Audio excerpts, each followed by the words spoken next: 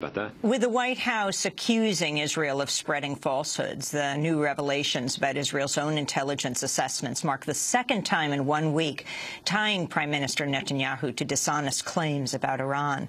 The leak cable appears to have come from inside South Africa's intelligence service, revealing its exchanges with counterparts around the world, including the U.S., Israel, Russia, Britain, France, and several Arab and African nations. Other revelations so far include CIA attempts to establish contact with Hamas despite a U.S. ban and a threat by President Obama to force the Palestinian Authority to abandon its bid for UN recognition. More disclosures are expected in the coming days. For more, we go directly to Doha, Qatar, to be joined by Clayton Swisher, Director of Investigative Journalism at Al Jazeera, which broke the Iran story and several others in a series of articles called The Spy Cables. He co-wrote the piece, Leaked Cables Show Netanyahu's Iran Bomb Claim Contradicted by Mossad, that appears in the Guardian newspaper.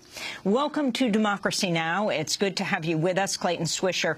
Explain what has happened. What did South Africa get a hold of? Is there a South African Ed Snowden?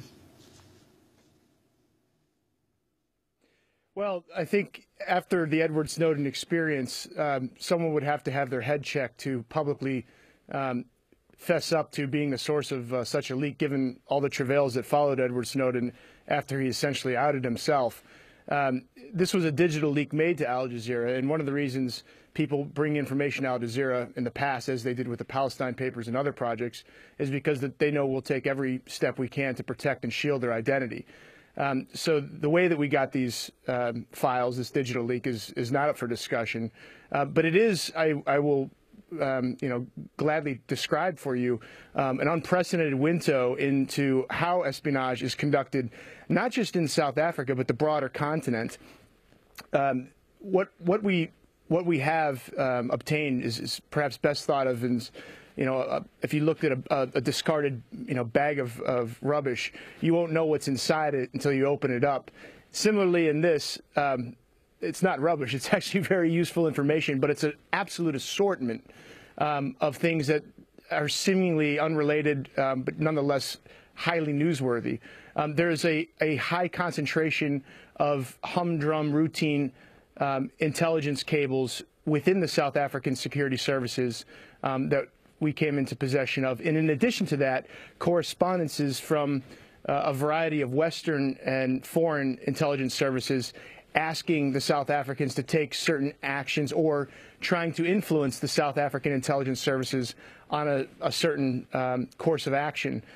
So they're, an absolute fascinating window into how things are done, but they're a fragment in a mosaic, and we're missing very much so the rest of the painting. But what we can do is reveal what what operational cables that we can put into context, and that's why we said in our editor's note we're not publishing everything. Purely because it either wouldn't be in the public interest or it wouldn't add up to a bigger story in and of itself. So talk about what has emerged here on the issue of Iran. Just as talks are picking up between the U.S. and Tehran, and just as Netanyahu is coming to the U.S. trying to undermine their deal, an internal cable reveals that the Mossad contradicts Netanyahu on his own claims about Iran's capabilities. Well, there was much discussion that came after Netanyahu's 2012 UN speech that he was at loggerheads with his Mossad chief, Meir Dagan.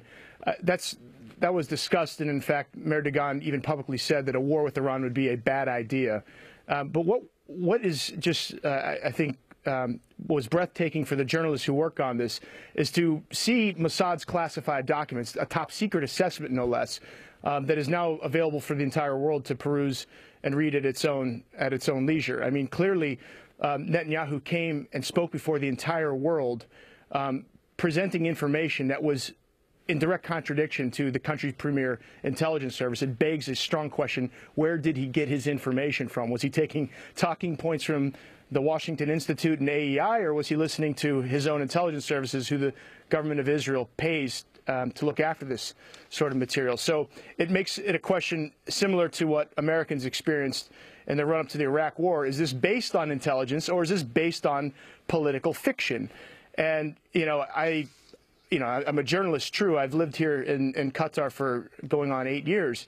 I'm also a citizen of this planet, and I think everyone who's a citizen of this planet who lived through the Iraq War and who think of an impending Iran war, we should do everything to scrutinize the politics behind people who wish to start a new war, particularly with Iran, which would not only be a disaster for the United States at home, but also for the region and the entire world.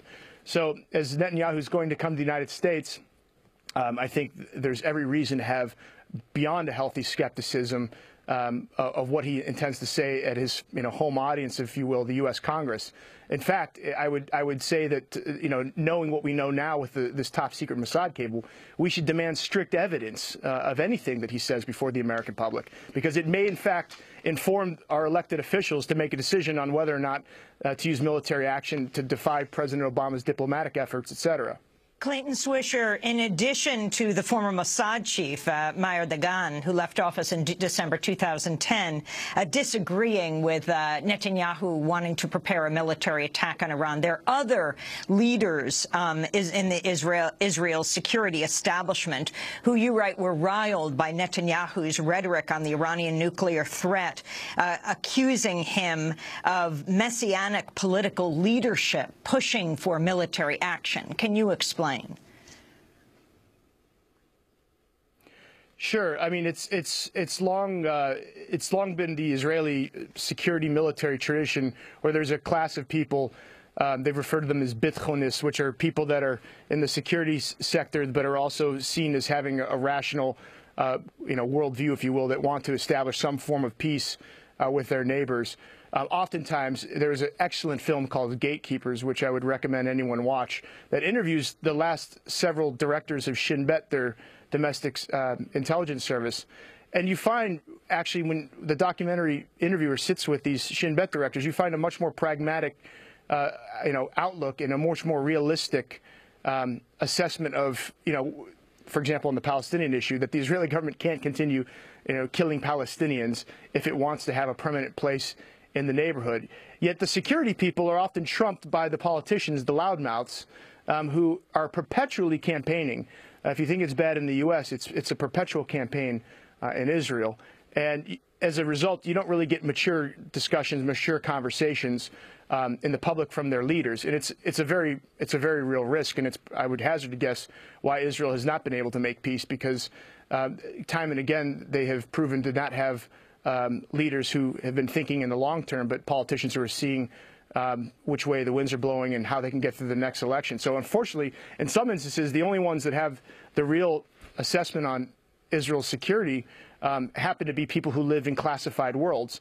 And I think it's extraordinary the amount of security officials that spoke out and sniped against Netanyahu, because they realize the stakes are very high.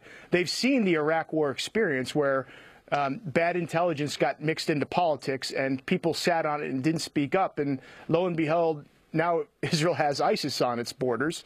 And they're further than ever from ever being welcome in the neighborhood.